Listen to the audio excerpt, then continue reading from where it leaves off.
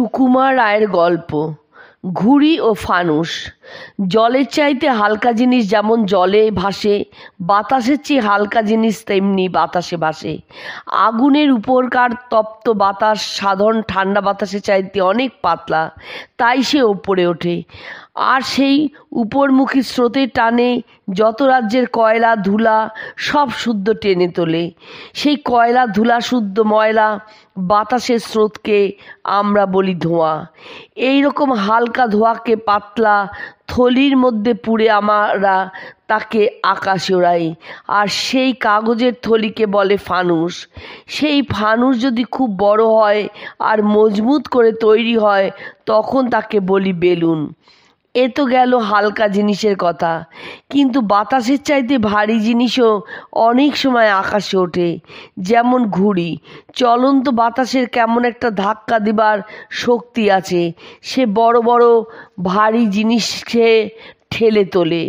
ঘূর্ণিবায়ুর সময়ে বাতাসের জোরে যখন খুব বেড়ে ওঠে তখন তার ধাক্কায় ঘর বাড়ি পর্যন্ত উড়িয়ে নেয়।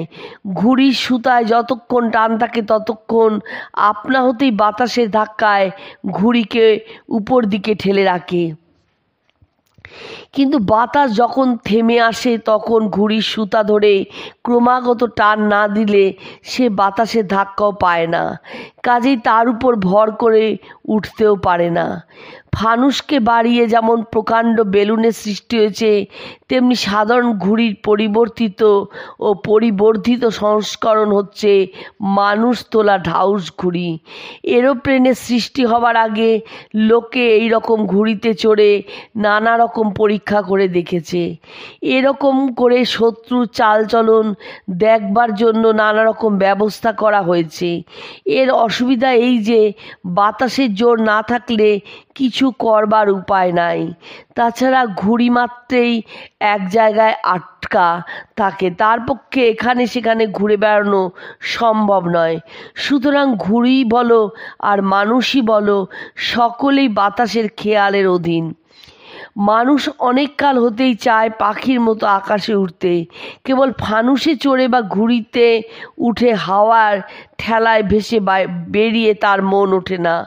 পাখি নকল করে বড় বড় ডানা বানিয়ে তার সাহায্যে উড়ে বেড়াবার চেষ্টা অনেক দিন হতেই চলে আসছে। হাতে পিঠে ডানা লাগিয়ে লোকে সাহস করে পাহাড় থেকে লাফিয়ে পড়েছে, আর তাতে কতজনের প্রাণ গিয়েছে।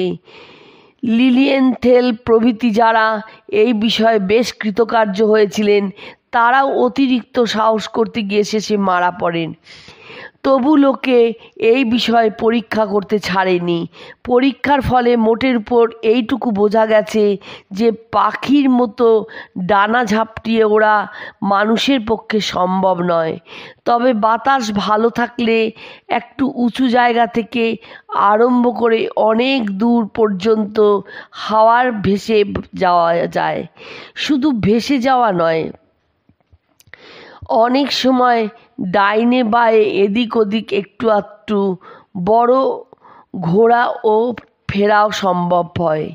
এ বিষয়ে আমেরিকার দুই ভাই অভিল ও উইলবার রাইট সকলের চেয়ে বাহাদুরি দেখিয়েছেন।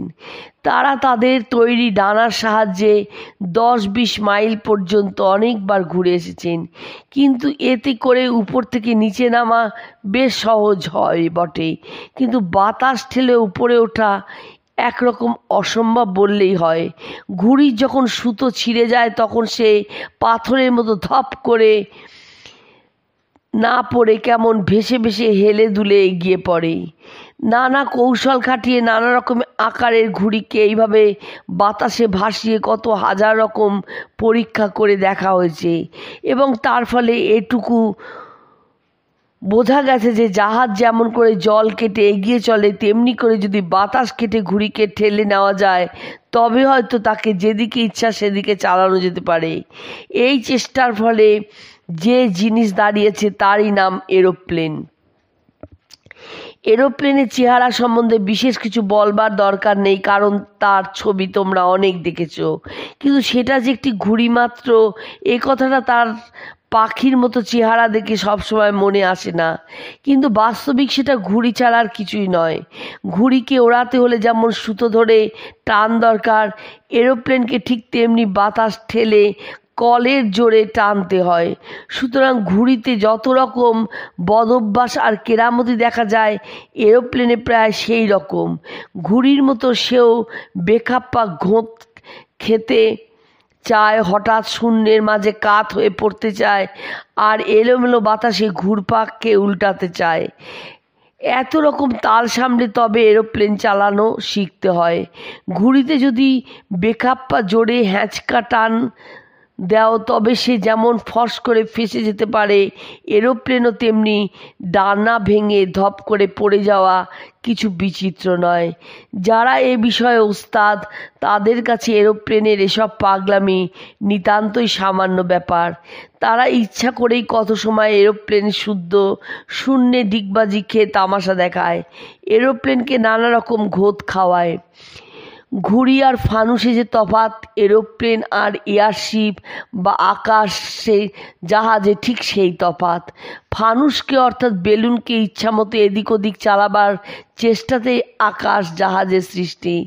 গোল বেলুন বাতাসের উল্টো মুখে চলতে গেলে চ্যাপ্টা হয়ে যায়, তাই তাকে চমচমের মতো ছুচালো করে বানায়। তাহলে সে সহজেই বাতাস ফুঁড়ে এগুতে পারে। তার পিছনে হাল ও আশপাশে মাছের ডানার মতো থাকে, তা দিয়ে জাহাজকে ইচ্ছামতো ডাইনে বায়ে উপরে নিচে চালানো যায়।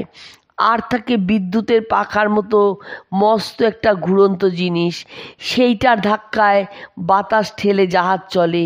এরোপ্লেনে অবশ্য ঠিক এই রকম পাখা থাকে। এই যুদ্ধের সময় এরোপ্লেন আর এয়ারশিপগুলো কীরকম কাজে লেগেছে তার সম্বন্ধে দুই একটা কথা বলি। এরোপ্লেনগুলো চলে ব্যস্ত বাগিসের মতো ফরফর করে। তারা দিনে দুপুরে যখন তখন সেখানে যেখানে উড়ে যায় আর নানা রকম খবর আনে। দরকার হলে বা করে শত্রুর শিবিরে বা গোলা বারুদের গুদামে বা অস্ত্রের কারখানায় ২-১০টা বোমা ফেলে আসে, অথবা বন্দুক দিয়ে শত্রুর এরোপ্লেন বা জাহাজ আক্রমণ করে। এসব ছোটোখাটো কাজে এরোপ্লেনই সুবিধা বেশি।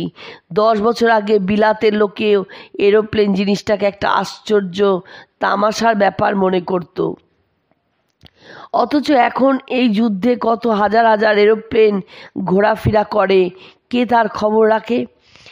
আকাশ জাহাজগুলো প্রকাণ্ড গম্ভীর জিনিস, একেবারে 20-30 মণ বোমা নিয়ে ফেরে, তার উপর কামান বন্দুক সঙ্গে থাকে। তারা আসে যায় অন্ধকার রাত্রে চোরের মতো।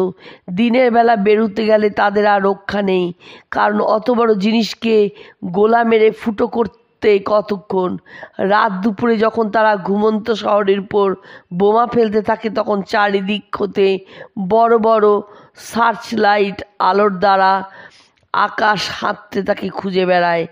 একবারটি তার উপর আলো ফেলতে পারলেই যত রাজ্যের কামান তার উপর তাক করতে থাকে। তারপর চারিদিক হতে এরোপ্লেনগুলো ভীমরুলের মতো ঘুরে ফিরে আসে। তখন জাহাজটিকে প্রাণ নিয়ে পালাতে হয়।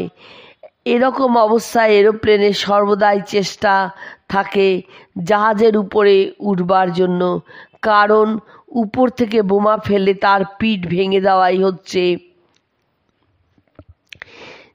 জাহাজ মারবার সবচাইতে ভালো উপায়। ফানুস জাহাজ যত উঁচুতে যেমন তাড়াতাড়ি উঠতে পারে, ঘুড়ি নৌকা তেমন পারে না।